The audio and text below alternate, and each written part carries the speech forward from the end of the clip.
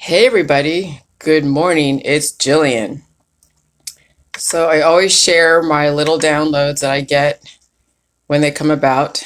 And this morning I really didn't know what I was going to talk about because I like to talk every morning to get me in the energy, into the spirit of my book. And so this is my way of reinforcing my goal, reinforcing my focus is to talk every single day and put energy around understanding not only Jilly Juice, but how energy is used, what energy is connected to, other names of energy.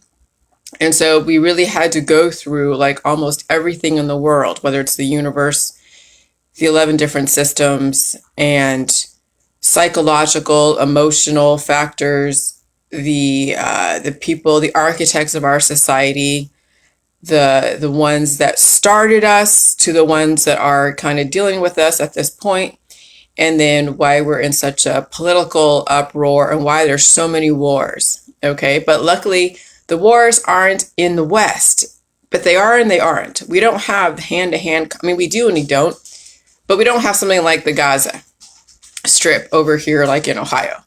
Okay, and so we have a very different kind of war of energy here on American soil. We have the war of the mind, the intellectual wars, and we have innovation. We have curses, spells, and gifts, and all of that.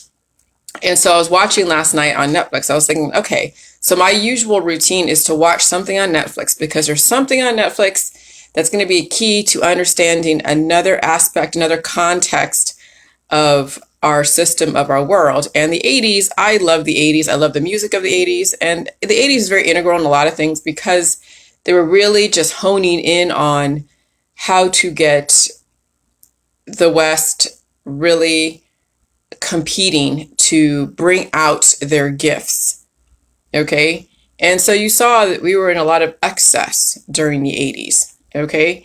This was really at the height of how MK Ultra, where you put somebody in a very manufactured, stressful environment, and what kind of gifts are going to come to the surface to then use for innovation. And then comes the internet, and then comes, all the infrastructure around the internet, and then redirecting society away from really, hanging out personally and processing information between people to then processing information through a medium called like this World Wide Web, of where then we finally share information.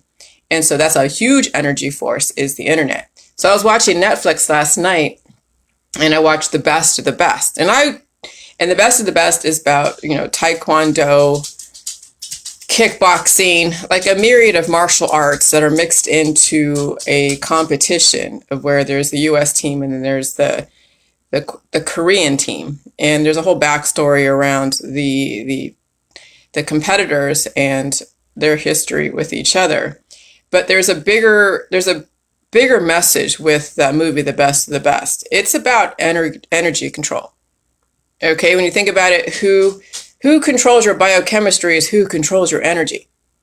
And so, there's a few clues on how they really molded very, very, adept professional fighters as well as geniuses, writers, journalists, you name it, military. And it's about energy control. So one of the things that stood out to me was the fact that when the coach was really putting the kibosh on a lot of things, but was wanting to really have their full, complete energy attention.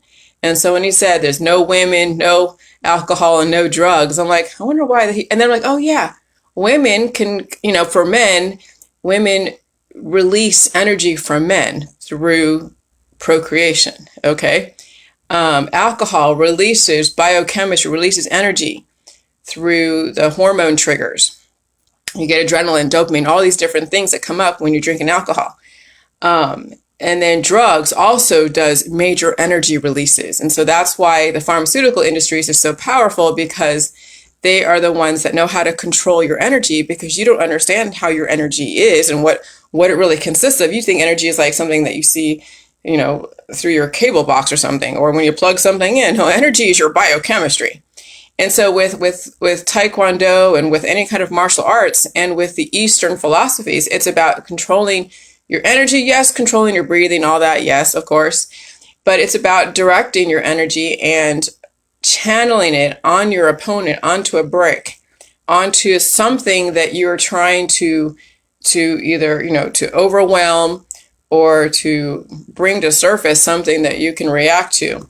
And so I said, I forget there's a term for this, but they use it like in what is it? IQ test, like, a leaf is to a tree is to a tree is to something, And so I'm like, oh, okay, let me do this little IQ type of, terminology. And so I said, what did I say? Everything about energy control. Jilly juice is to the food supply is like Bruce Lee is to bricks and his opponent. And I'm just like, oh yeah, okay. Yeah, that's so true. Because Jilly juice is the food supply, Jilly juice energizes the food supply. And so you have to understand what energy is in the foods. Really spicy food has a high amount of energy, which has the antibiotic effect, all the spices in your spice cabinet. But a little bit of spice energizes, but not too much because you're not using it to kill anything. You're using spices in your food to just enhance the energy in your food. It tastes better. It has a different, flavor to it, all that type of stuff, right? And so then also too, Jilly juice, which is basically the salt, is energizing not only the cabbage and the kale and bringing those nutrients to the surface and have it easier for digestion, but also, yes, everything that you eat, whether it's meat, whether it's milk, whether it's cheese, whether it's vegetables, Jilly juice enhances every single energetic component to the food supply. And then it also recalibrates the energy to your biochemistry. Okay? And so then you are able to control your energy.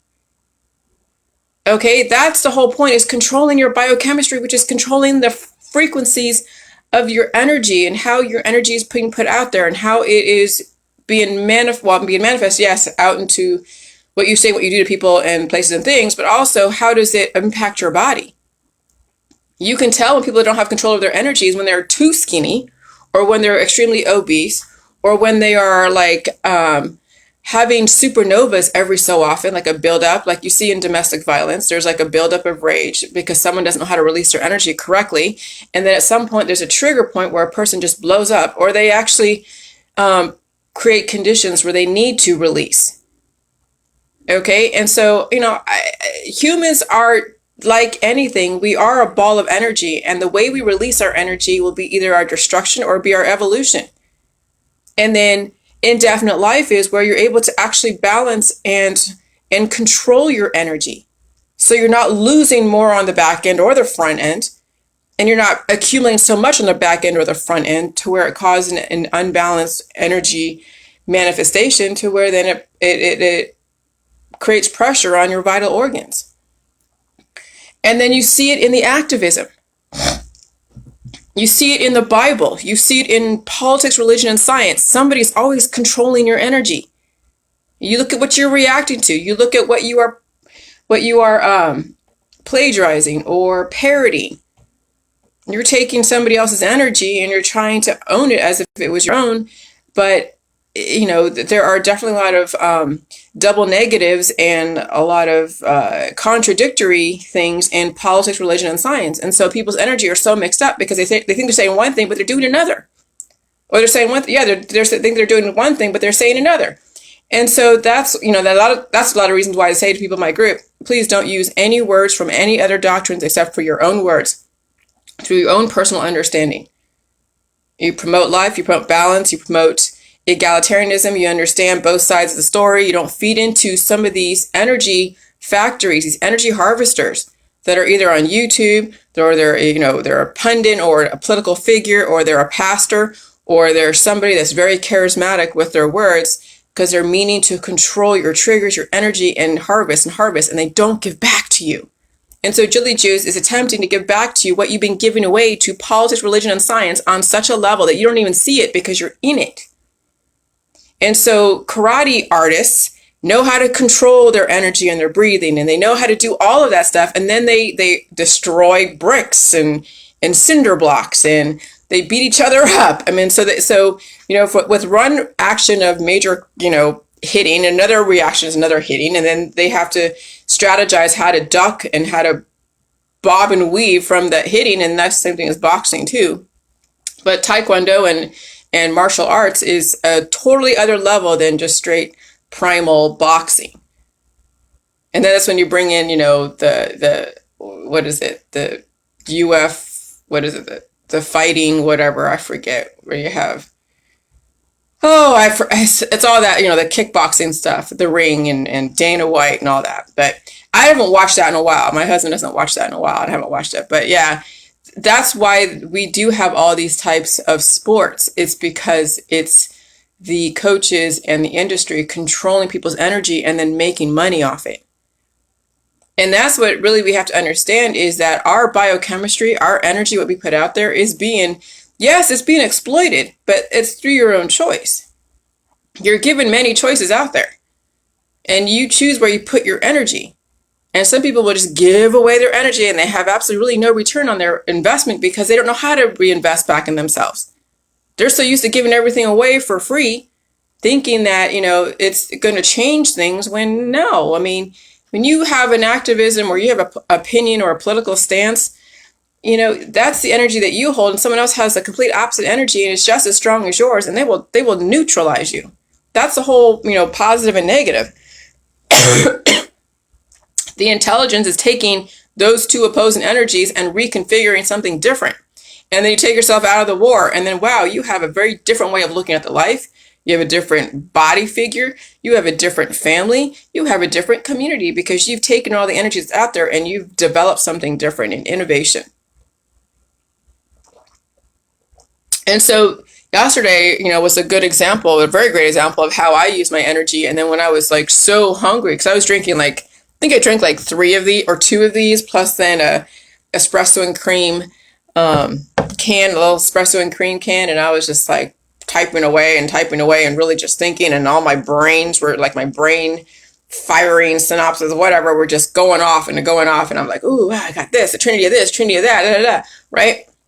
And then at the end of the day, when I'm making dinner, I'm like, oh, I'm so hungry. And so I eat like everything. And so even a person who is inventing something is using so much energy, just the same as a person who is throwing bricks or who's throwing stones or throwing whatever. Whatever you put your energy towards is what is going to then turn into something amazing, whether it's something tangible or, like as an object, or something that is like an innovation. And then you look at your life and you're like, okay, what am I putting my energy towards? What am I developing? What am I enhancing? What am I doing? And I'm not saying that what you do in your life isn't important. Of course it is. You have fun. You maintain your relationships. You do what you got to do for your job, and you do the best you can for your job, whatever it is. And then also, what energy is left for you and your, personal development? Okay. And that's the thing, is how do you manage your energy to where all areas of your life are being acknowledged on a consistent basis. So you're not overdoing it over here, but then you're losing over here. I mean, you don't want to be stealing from Peter and paying Paul. And so, I get up every morning and I do what I got to do. There's certain routines that I do, and I give energy to this, I give energy to that. Everything has a place. I have everything compartmentalized, but they're all still connected. But I give equal energy to things that give back, so I give more energy to things that give back to me.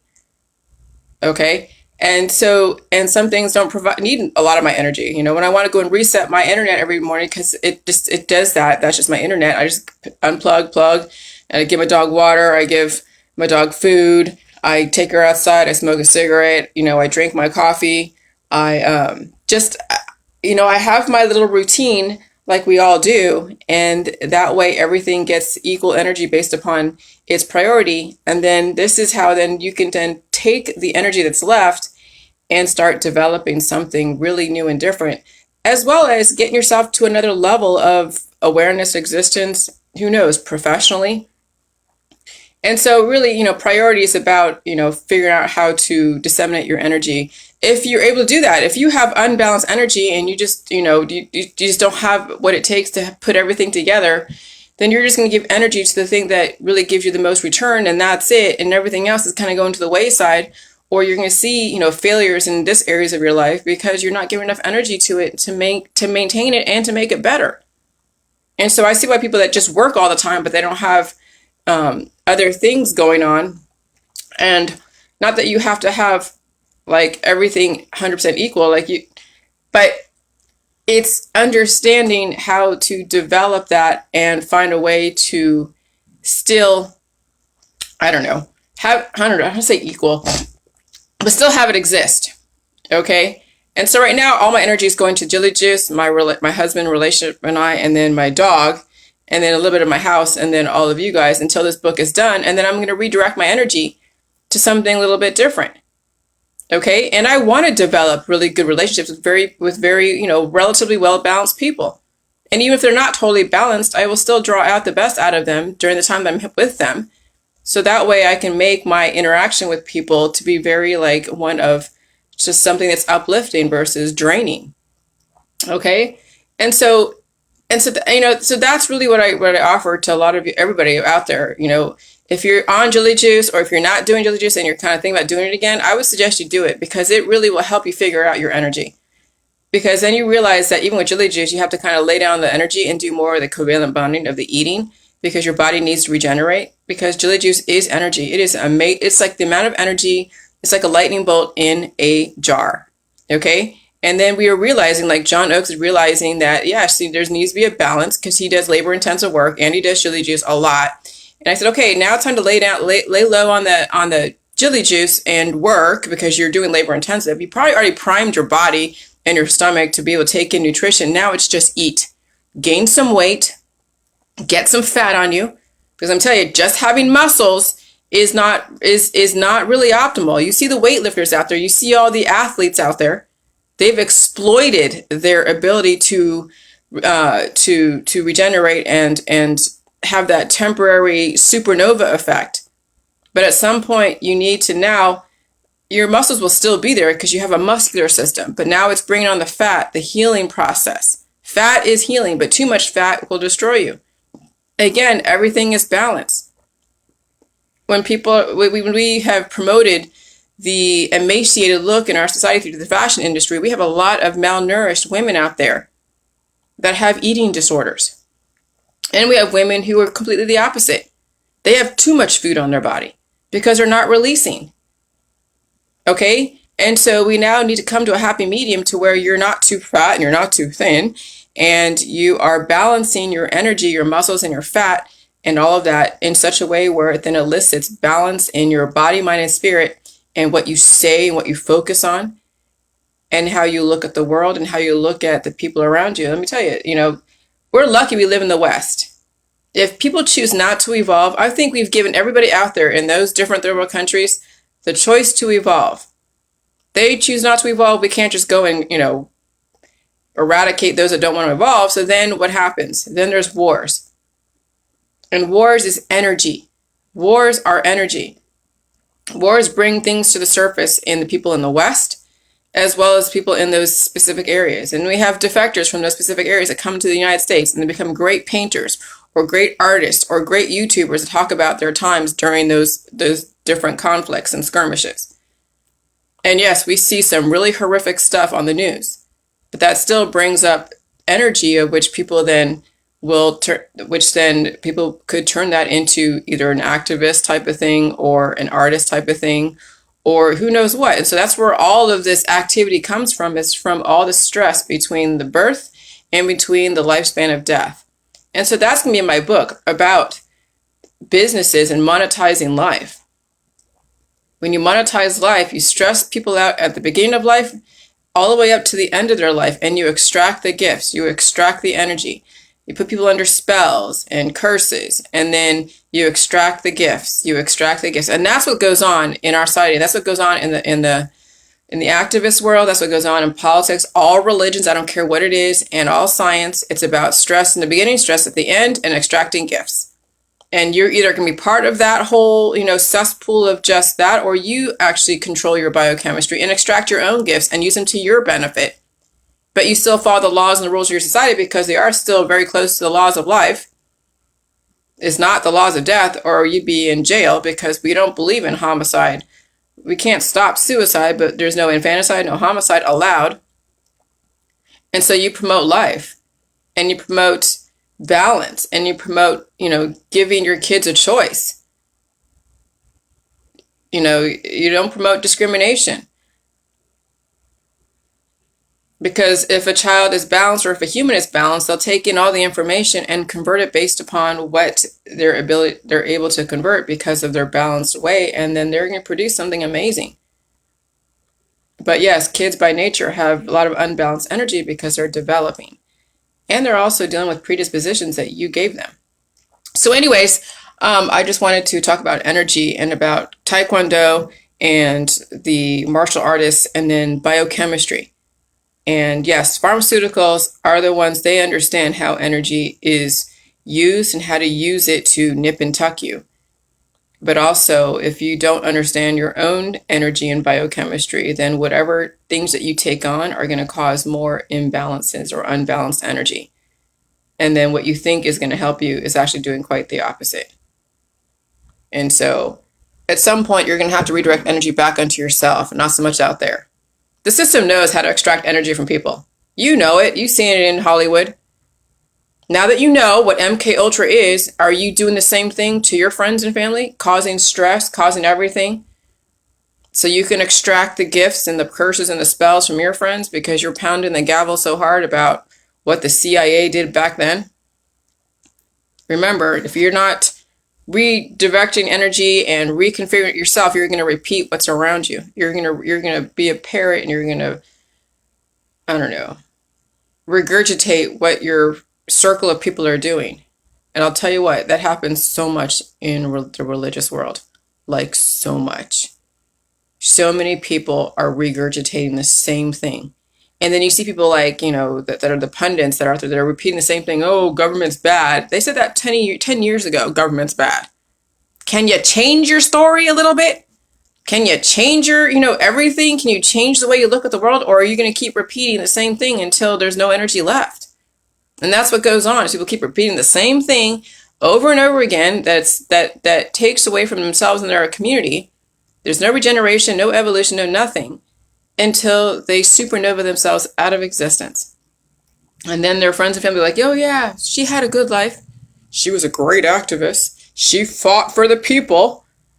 Oh yeah, everyone will go in and justify why it is you passed away. You see it over there in the chemtrails world. People are dying left and right in the chemtrails world. Oh yeah, he fought the good fight. He was right there with me, at the rally at the EPA or the rally over here, and this person passed away. Well, you extracted a lot of energy out of that dude. You made him think that what he was doing was great when it really was destroying him. But hey, you made out. So whatever. But I just wanted to give you guys a heads up what energy is and what energy control is. And activism and biotech are the same thing. They are controlling your energy, extracting your gifts, and throwing the rest of you away. And that happens in politics. It happens in all religions and science. All right, bye.